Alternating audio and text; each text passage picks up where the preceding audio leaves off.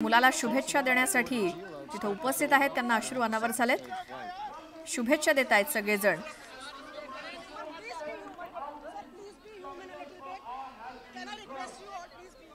Kennedy space सेंटरच्या complex 39A मधनं या यानानं उड्डाण केलेलं आहे। 28 तास प्रवास केल्यानंतर हे अंतराळ यान गुरुवारी दुपारी 4:30 वाजता आंतरराष्ट्रीय अंतराळ स्थानकामध्ये पोहोचेल।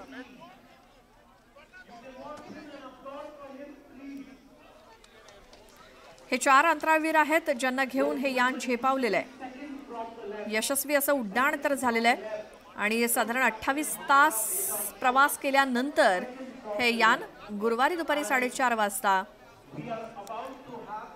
आंतरराष्ट्रीय अंतराळ स्थानकामध्ये पोहोचेल।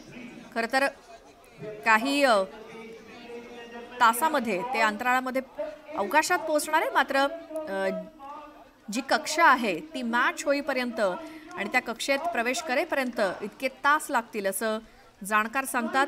त्यानुसार त्याला 27 ते 28 तास लागण्याची शक्यता आहे। शुभांशु शुक्ला यांचे आई वडील आणि इतर नातेवाईक त्यांना शुभेच्छा देण्यासाठी उपस्थित आहेत केनेडी स्पेस सेंटर इथे। त्यामुळे आज भारत पुन्हा एकदा इतिहास रचतोय। ग्रुप कॅप्टन शुभांशु शुक्ला हे अंतराळ मोहिमेसाठी रवाना झालेत। बरोबर 12 वाजता केनेडी स्पेस सेंटर इथून हे यान झेपावलेलं आहे। 1984 साली राकेश शर्मा हे अंतराळामध्ये झेपावलेले होते। त्यानंतर ISSला भेट देणारे पहिले भारतीय शुभांशु शुक्ला ठरणार आहेत आणि अंतराळामध्ये जाणारे हे दुसरे भारतीय त्यांना म्हणावं लागेल।